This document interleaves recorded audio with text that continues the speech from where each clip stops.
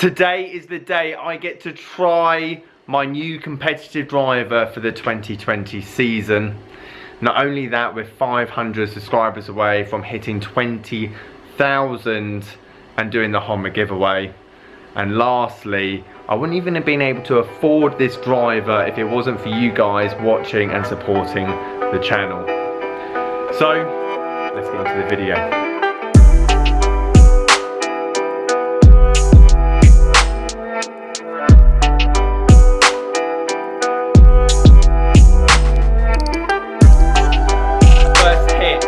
Taking the plastic off now.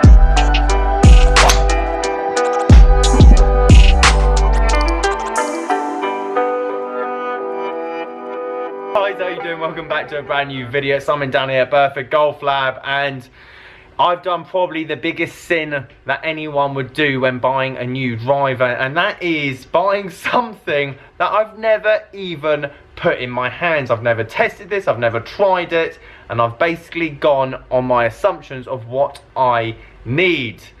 However, let me explain why this is going to be my comp driver for next year. Brute Golf 400 XX 48-inch driver. That's what I'm gaming for next year. And the reason I've got this is because I've tried and tested a few. If you've been watching the channel, you know I've got a 4-degree crank. You know that I've got a 5-degree old Brute Golf head as well, with a mixture of different shafts that I've been putting in and out of them. And basically I've landed on the option of 6 degrees because I don't launch the ball high enough for my swing at the moment, as well as I didn't need XXX.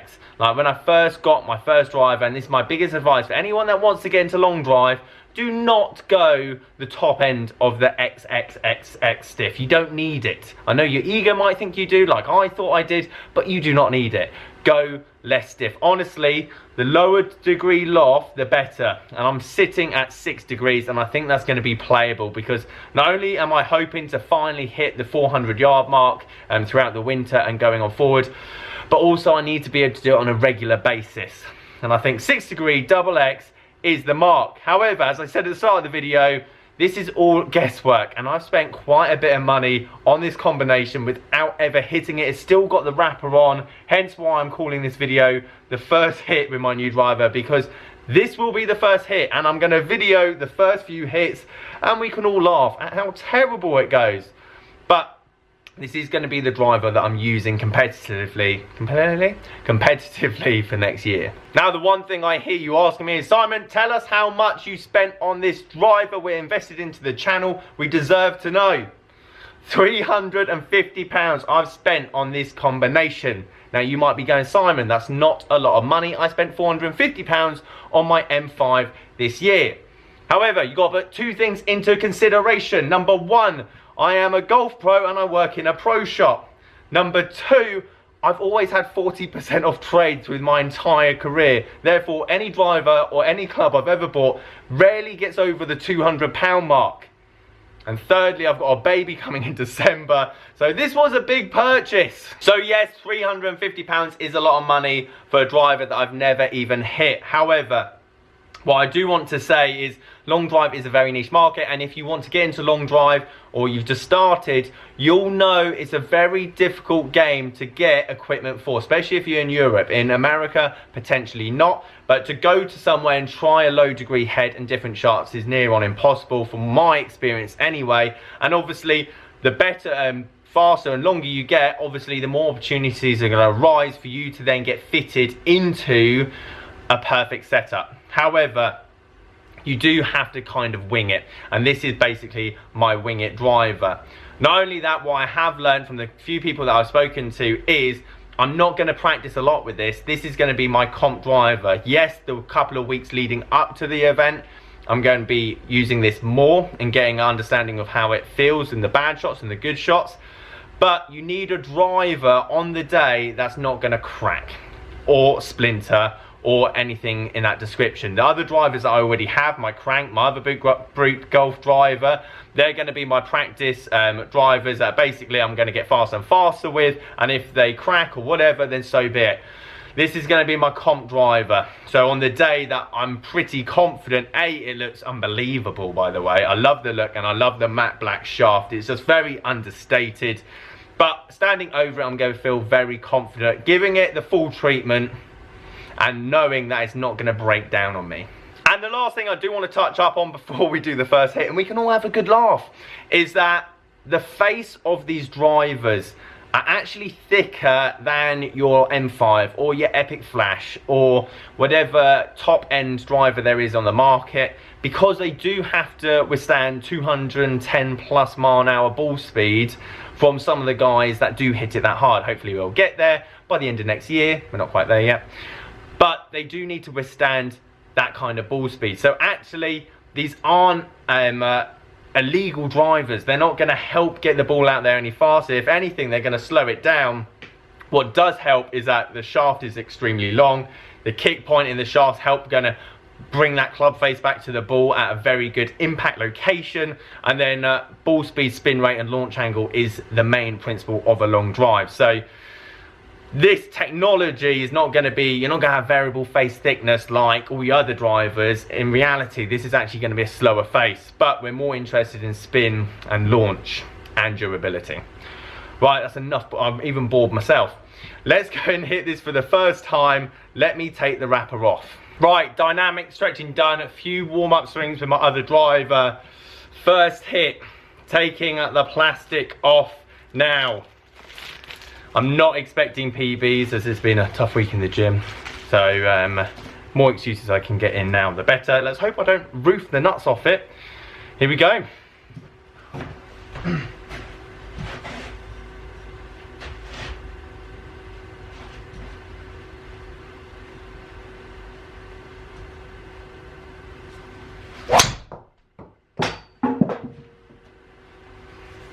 Be honest, it went straight. So for the first hit of this driver ever, we'll take 347. And that was high toe as well. That wasn't even a great hit. Right, I'm gonna go. I'm glad that went straight. I can't believe it. I'm a bit shocked. Right, I'm gonna hit a few of these, but more importantly, you won't have to worry about that. I'm gonna do a compilation of some of my best hits. Again, if I get a PB tonight, then great. If not, we'll see how it feels, sound and everything else in between.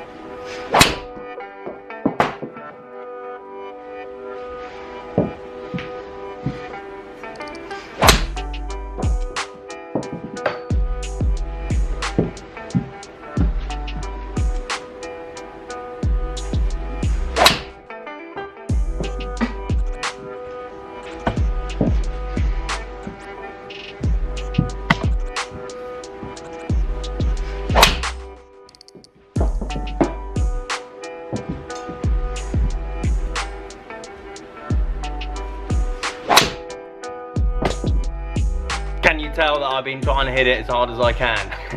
Hands down, this is the lightest combination I've ever hit throughout this entire experience of long drive. Now, where I feel like I struggled was the spin rate was tiny bit on the high side, and I put that down to, I've been so used to backing out of drives for the last 6 to 8 months purely to get the ball airborne. I've been really leaning back, all my weight getting onto that back foot and not really transitioning through the golf ball. Now, as soon as I did it with this, ball was just launching way too high and spinning way too much. So no matter, even when I got into like the 188s or 190s with the ball speed, unfortunately it just climbed and didn't go anywhere. What I like with this is that I've now got a driver where realistically, once I turn through the golf ball, everything should be going forward. I've always been so concerned about getting the ball airborne because basically with my old drivers, they were just knuckleballs. They were coming out like 5 degrees with like 600 spin, which is just too low. Whereas this This was close to 2,000, 2,500. As soon as I start working on my technique better, and as you saw there, started to hit a lot of like duck hooks, a lot more draw shapes, purely because that shaft is coming down, kicking at the bottom end and then closing that club face. Again, with the steel rods that I've been using for the last 6 to 8 months, that just hasn't happened. I've always had this like kind of push slice, so I've kind of built my swing to those drivers. I'll show you a drive where I use my old driver at the very end, and I just basically hit this dead straight shot. However, this has got the potential and also consistency as well. Like, there's no question, at the end of the day, it's down to the person. Like, if you put some of the fastest guys on the planet, whether they've got this or standard drive or whatever, they're still swinging it fast and they're still getting some long balls out there. So 3 miles an hour, 4 miles an hour, bit of RPM here and there, that's negligible. The work's really in the nutrition, getting bigger, getting faster. However, I'm excited now to have a driver that I can kind of trust and I can kind of put my effort into. And realistically, the only thing that's changed throughout that session is that even though I want this to be my competitive driver, I think I'm gonna have to get another one of these, maybe slightly lower lofted, as well, because realistically training from now on needs to be with this kind of driver or this kind of setup anyway. But as I said, it's always about learning, it's about experience. The more drivers I get to hit, the more shafts that I get to put in these. As a club fitter, standard length shafts, I'm quite experienced. As soon as it gets to 48 inches and low degree heads, low spin heads, I'm a novice, I'm an amateur, I have no idea until I try, feel it, and then put it to the test. But I do feel this is going to be the 400 yarder. I mean, I didn't post any PBs today. I think 360 plus was the highest I got out today, but the potential's definitely there and I'm really happy. So guys, I hope you enjoyed this video. Here's the new driver. That's where it's at. See you later.